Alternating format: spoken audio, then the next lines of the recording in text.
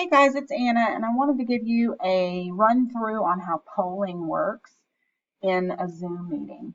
So the first thing to know is if you don't see the polls button down here, a couple things to check. One is you want to make sure that you're logged into Zoom with your licensed school account. And when I say logged into Zoom, in this case, I mean on the computer application, the Zoom app on your computer. Notice I have a little Zoom icon down here. I'm not in Chrome, I'm in the Zoom app. On the Zoom app, you want to see that you're logged in and that it says licensed. Okay. When you go to the start menu on your computer and find Zoom at the bottom of the list and open Zoom right here, you want to see a screen that looks like this with the time on it and a picture or some initials up here. That lets you know that you're logged in. If it comes up with a sign in box, then you're not signed in and you'll need to follow the directions to sign in. So the first thing is make sure you're in your license account if you don't see polls. The second thing is you cannot launch a poll from a meeting that you just started on the fly.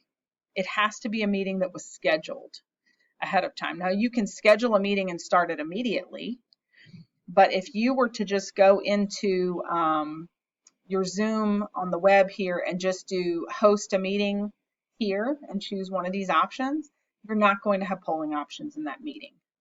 You only have it if you've scheduled the meeting, okay? So that's the first thing.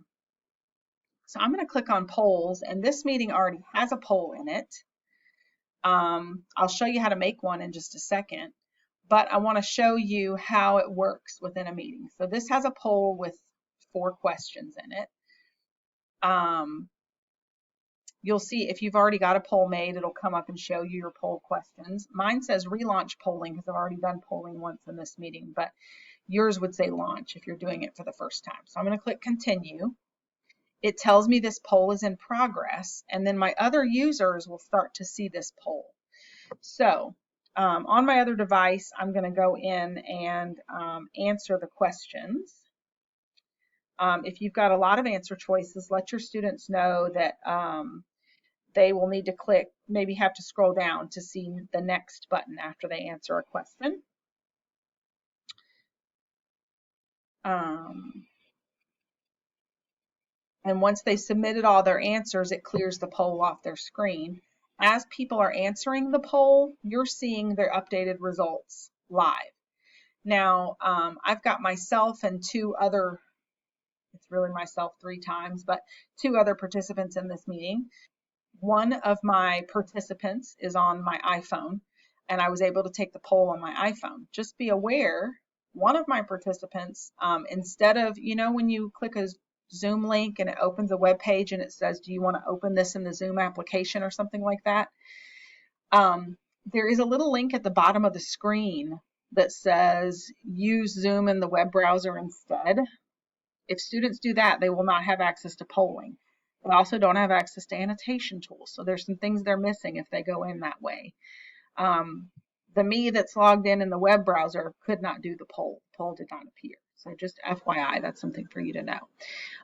These poll results are completely anonymous. It's going to show you how many people answered with each answer, but there's no way to see who it was. So this is maybe a good way to get a read of the room as far as assessment goes, but not a good way to individually assess students. You wouldn't use this as a quiz. When you feel like everyone's done taking the poll, you can click End Polling.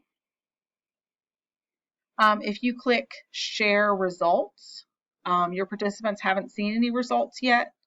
If you click Share Results, then it will pop up on their screen to show what the results of the poll were, and they'll be able to see the same view that I'm seeing basically right here. Okay, I can stop Share Results to clear that off their screen. Now, if I want to add an additional poll in, I had one poll here with 4 questions. If I want to do another poll, I can click Edit right here. Open a web browser for me that logs me in on the Zoom web portal. And then from there, I can put in my next poll. So this might be the weekend plans poll. Again, there is an anonymous box here, but I have found it doesn't matter if you uncheck this, you're still not going to see the individual answers. So just don't plan to use polls that way. All right. The options here are limited. It's not like a Google form where you have different types of questions. So you can either make it so that they can answer one single choice, or they can choose multiple options to answer the question. So for instance,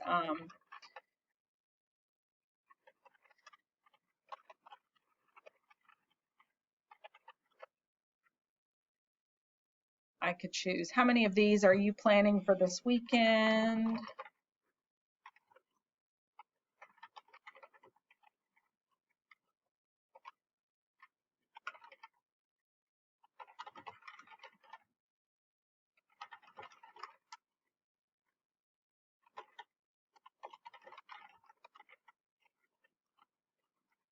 All right. You can add additional questions if you want to, or you could just have one question, that's fine. Click save. It saves it in my meeting. It does not automatically switch my screen back to my Zoom meeting. So I come back over here. You see these are still my old questions? Right here is a drop down that lets me pick which poll I want to work with. This is my new poll, and I can launch polling to now ask this question of my participants.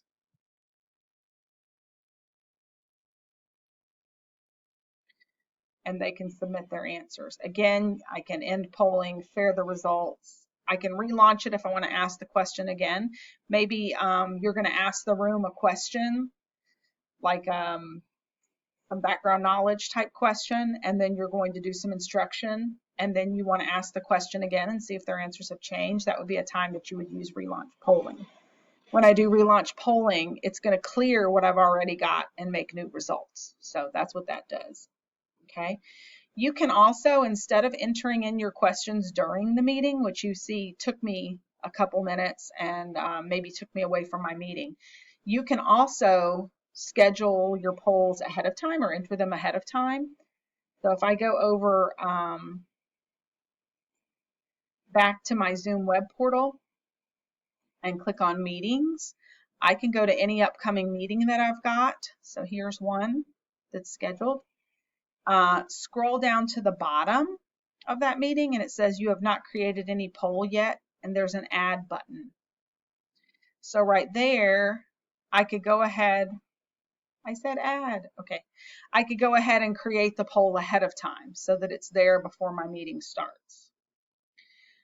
If I don't have any poll ahead of time, when my meeting starts and I click the polling button, it's going to bring up a thing saying, you know, do you want to go to polling and create a poll? So that's a basic on how polling works. If you have any questions about polling, please let me know. If you need, just have a quick question you want answered maybe by email, it'd be best to put in a ticket because I monitor tickets before I check my inbox. If you want to sit down and meet with me and work on polls together, then please make an appointment. Thanks, guys. Let me know how I can help.